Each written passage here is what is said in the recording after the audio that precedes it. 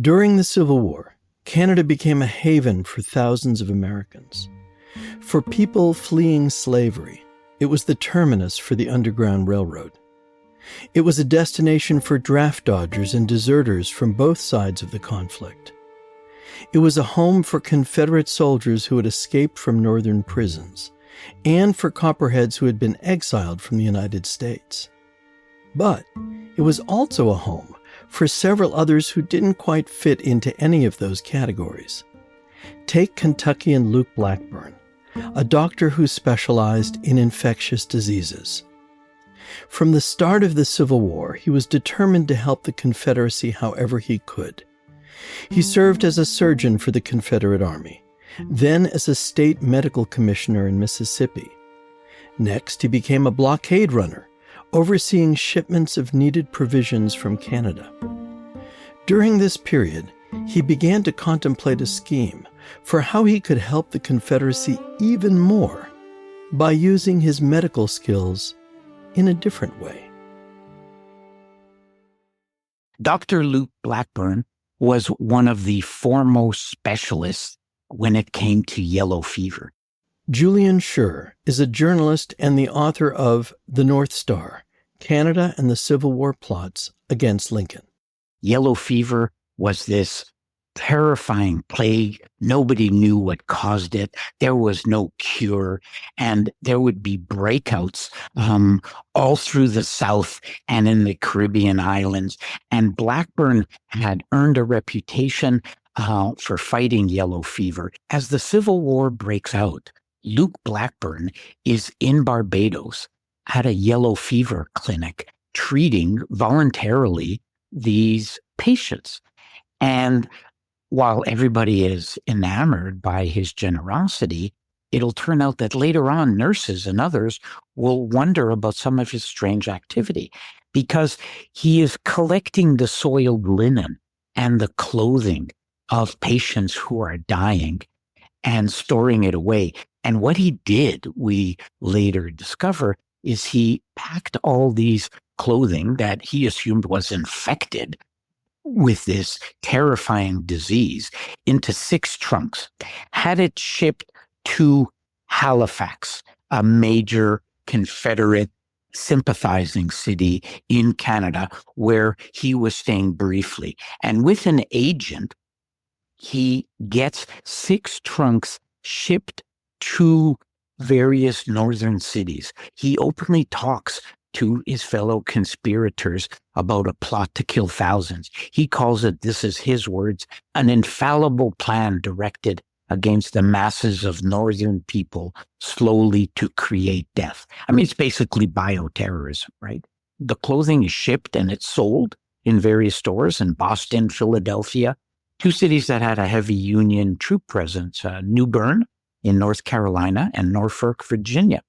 He actually gives instructions to his fellow conspirator to send one trunk, he nicknamed it Big Number 2, to Washington. And the idea was to send some clothes to Lincoln in the White House. What Blackburn didn't know at the time, and nobody knew, it was only in 1901, we discovered that yellow fever is caused by mosquitoes, not by infected people or infected clothes. But nobody knew that at the time.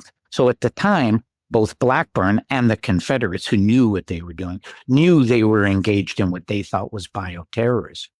That's what things had come to, as the nation had entered into the 4th year of the Civil War. Both sides had apparently abandoned the traditional soldier-against-soldier model of warfare to one where civilian casualties weren't just an unfortunate byproduct, but the actual aim of the operation. This was true for the Union with Sherman's so-called March to the Sea, and it was definitely true for the Confederates' plan to unleash yellow fever on unsuspecting northern citizens. And they still hadn't given up on the idea of a violent uprising in a major U.S. city. This is the Copperhead Conspiracy. I'm Dan Gettleman.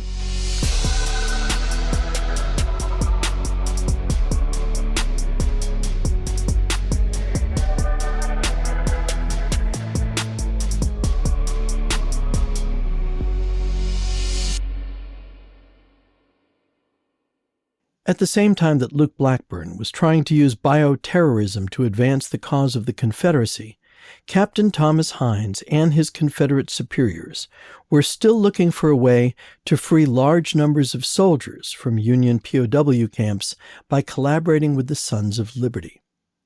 They decided to essentially follow the same plan that they had hoped to execute during the Chicago Convention, but this time it would be targeted to disrupt another political milestone. Election Day, November 8, 1864. However, as with their previous attempt to free the prisoners at Chicago's Camp Douglas, there was again a spy among the Confederates. In this case, his name was John Shanks, a Confederate prisoner who had changed allegiance to support the Union. He was reporting regularly to Colonel Benjamin Sweet, the camp's commander, about what he was learning regarding the planned prison break on Election Day. The plan called for a two-pronged attack. Captain Thomas Hines and the local armed militias would strike the camp from the outside, while prisoners would revolt from within. Much of it revolved around Charles Walsh, a local leader of the Sons of Liberty who lived very near to the prison. To learn what happened next, we turn to a letter written by Captain James Cornelius, an officer serving at Camp Douglas. He is writing to his wife, Harriet.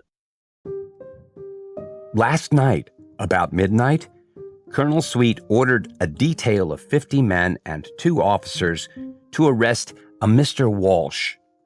We quietly surrounded the house and then woke the family up. They at first refused to open the door, but we coaxed them to do it by calling on 3 or 4 men to apply the butts of their muskets to the door. In we went, 3 officers and half a dozen men with bayonets fixed. We put a pair of bracelets on Mr. Walsh and his son and sent them off to camp under a military escort. We then informed the ladies that we desired to inspect their home. At this, the ladies scampered upstairs, and in a moment, a couple of gentlemen were seen crawling out of the window and clambering over the roof of the house. In a moment, 1 or 2 dozen rifles were pointing at them, calling to them to surrender, which they did unconditionally. We then minutely inspected the inside of the building and were rewarded for our labors with the following discoveries: 300 revolvers, 150 double-barreled shotguns, 15,000 rounds of ball cartridges, 15,000 percussion caps, 2 kegs of powder, 200 pounds buckshot in sacks, and a lot of buckshot cartridges. Your affectionate husband, J.E. Cornelius. In addition to those apprehended at the home of Charles Walsh, scores of other Copperheads and Confederate soldiers were arrested around the city. In early 1865, many of them were put on trial by a military commission, and several went to prison. One person, however, who completely escaped capture was Captain Thomas Hines, the organizer of the entire effort. He evaded Union troops who had learned of his location by hiding in the bed of a local Confederate sympathizer, a woman who claimed to be bedridden. And so by Election Day 1864, everything attempted by the Copperheads and Confederates to change the course of the war had failed. No uprisings, no prisoners released, and Vallandigham wasn't the presidential nominee. Newspapers were filled with details from the treason trials of the Sons of Liberty, which in the public eye had transformed the Democrats into a party of traitors. Not surprisingly, when the votes were tallied, Lincoln had defeated the Democratic nominee George McClellan by a wide margin in the Electoral College and received 55% of the popular vote, much of it from Union soldiers who voted overwhelmingly for their commander-in-chief. You would think that marks the end of our story, that the Copperheads would give up their fight and get on with the business of winning the war and then reconstructing the South. But that wasn't the case. For some of the most determined Copperheads, and certainly for Thomas Hines and his Confederate colleagues, the fight was only beginning.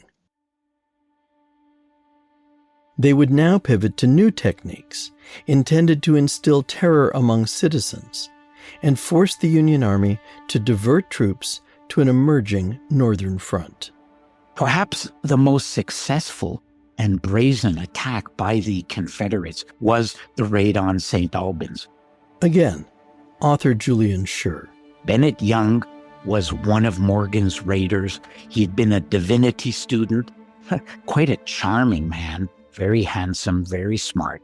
And in the fall of 1864, he will lead a small group of Confederates. They cross the border. St. Albans is the first town you hit when you cross into the United States from Quebec. Young and his men come into St. Albans. They check in to a hotel, and at 3:00, Young steps out, fires a gun in the air, and says, "In the name of the Confederate States, I am taking over this town."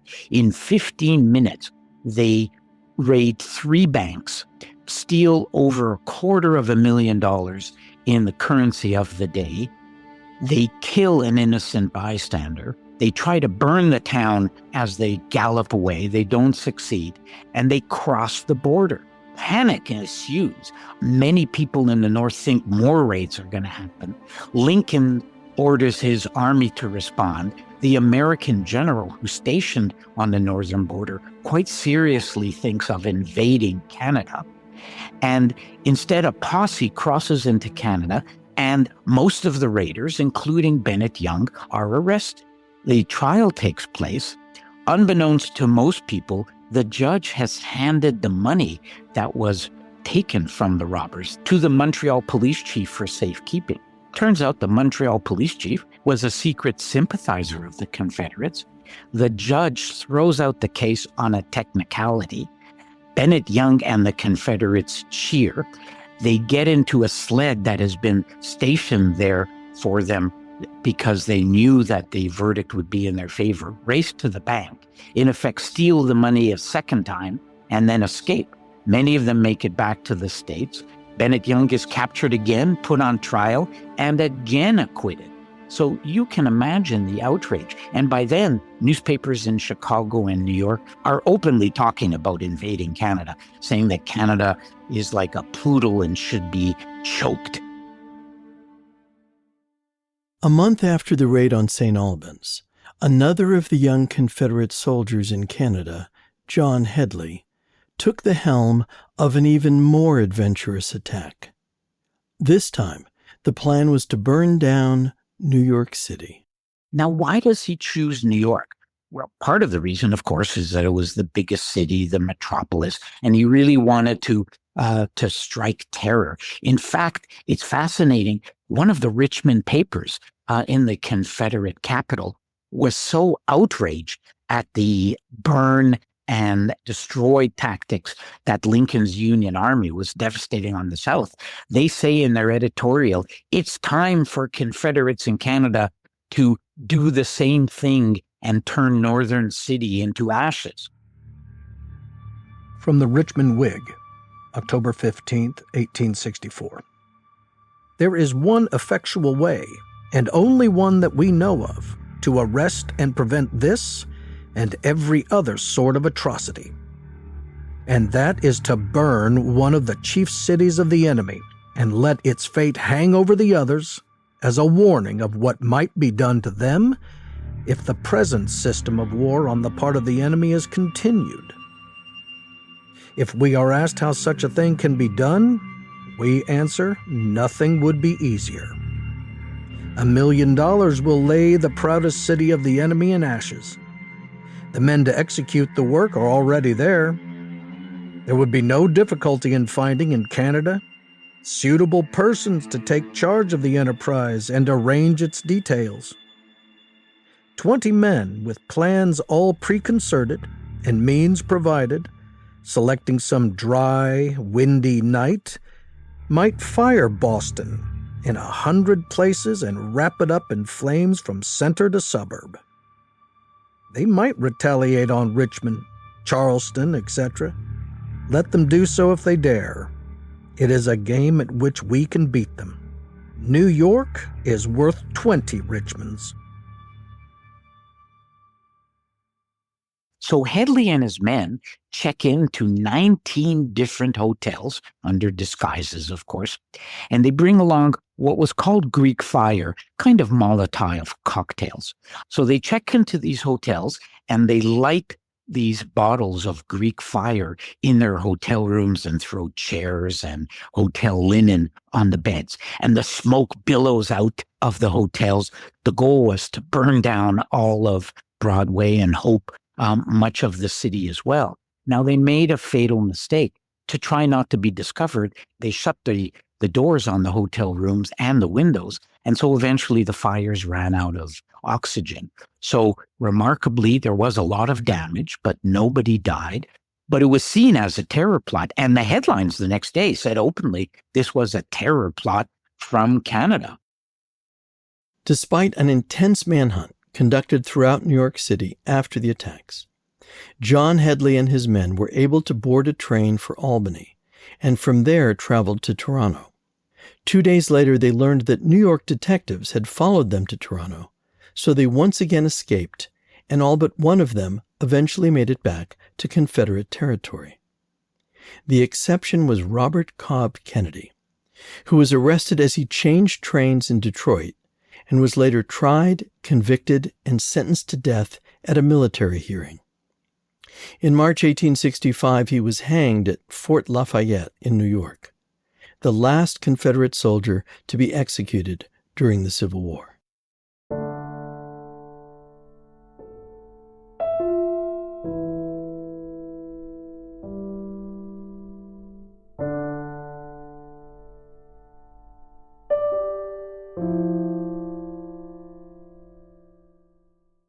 In the aftermath of the failed attempt to burn down New York City, and as news from the southern battlefronts continued to be bleak, a new Confederate plan of action emerged, taking the fight directly to Washington in a last-ditch attempt to free Confederate prisoners.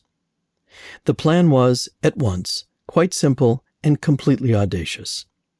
Find a time when President Abraham Lincoln was regularly out of the White House and accompanied by a few others, and then kidnap him, take him to Virginia, and use him as a hostage, to force the Union to release Confederate soldiers from their prisons.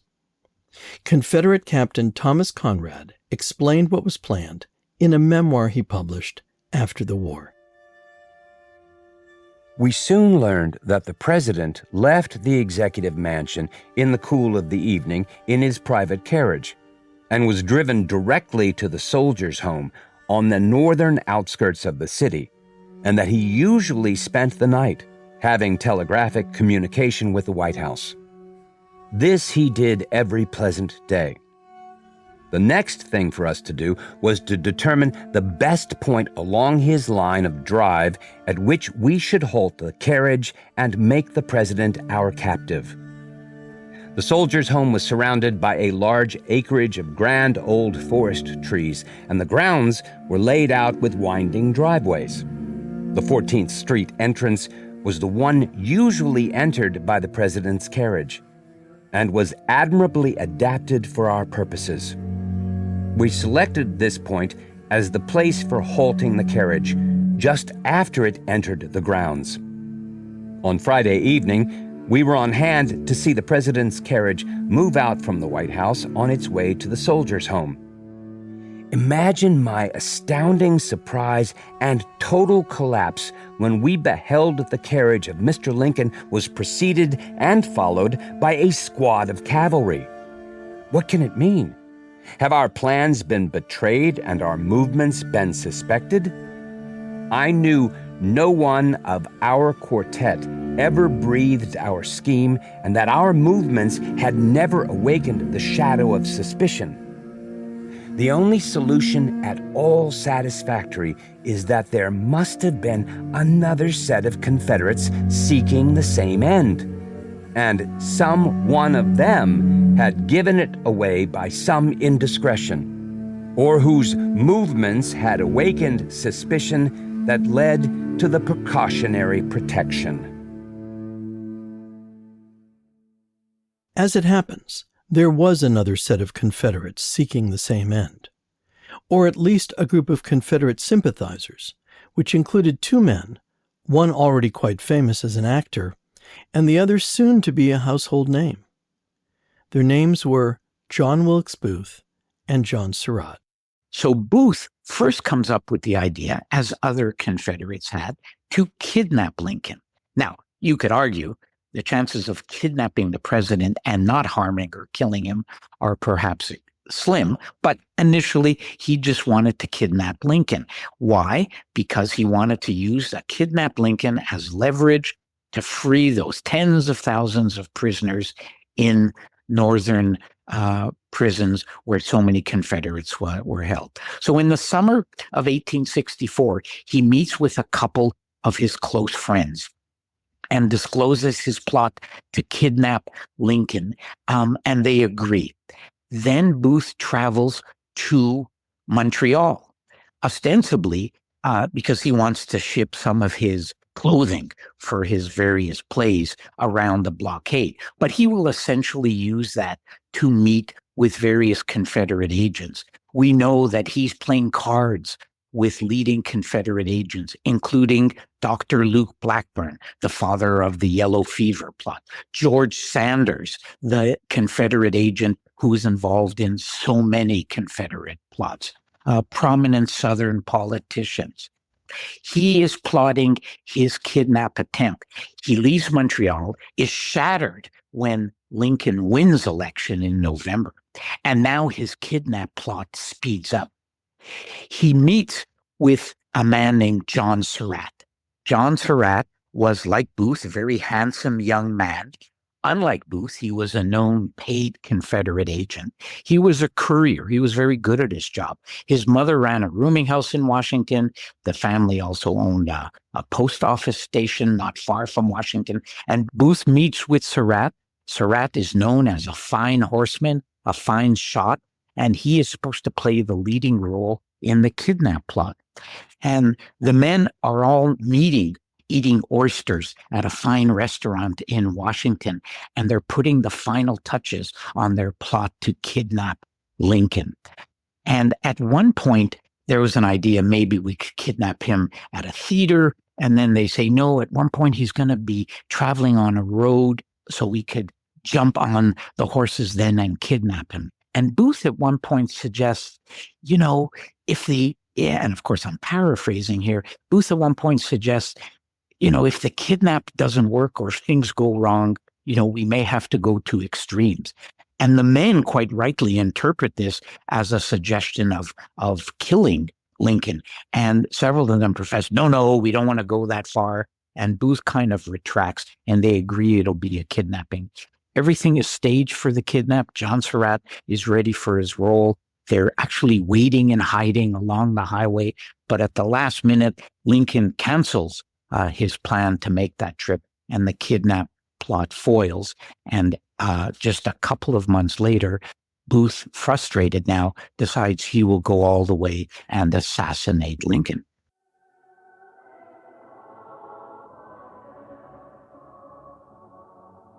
Next time, in the conclusion of our series, we'll see how, in the aftermath of the Lincoln assassination, efforts to investigate a connection between the assassination and the Confederate government were disrupted by yet another of the Confederate agents based in Canada, an agent who was known to have associated with John Wilkes Booth. Sanders is chatting with John Wilkes Booth, and he's approached by a well-known British journalist. He says, "We are talking about things that will make the world shudder in a few months." That's next time on our last episode of the Copperhead Conspiracy.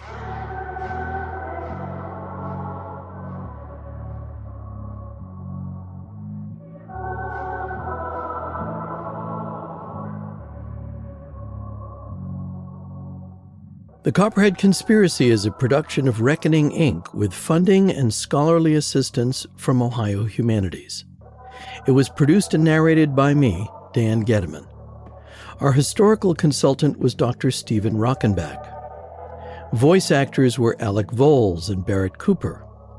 Our theme music was composed by Ja'Cory Arthur, with other music licensed from Blue Dot Sessions. Special thanks to Nina Ellis, Louisville Public Media, and to Loretta Williams for editorial guidance. Major support for this series was provided by Archon Construction. Additional support from Jay and Susan Giles, Doreen Juha Sauer, Lopa Mehrotra, and Douglas and Marissa Brown. Many thanks to author Julian Schur, whose interview was heard throughout this program. And special thanks to Stephen Town for providing one of the newspaper articles read in this episode. If you would like to support our nonprofit organization and unlock bonus episodes of this series, you can do so at patreon.com/reckoningradio. Our first bonus episode explains all the key events in American history that led to the Civil War. You can access that and more at patreon.com/reckoningradio. For transcripts, a bibliography, and other content related to this series, please visit our website at copperheadconspiracy.org. That's copperheadconspiracy.org. And if you haven't already done so, please leave a review of this series on whatever platform you use to hear it. It will really help other listeners to find this podcast. Thanks so much for listening. Please join us next time for another episode of the Copperhead Conspiracy.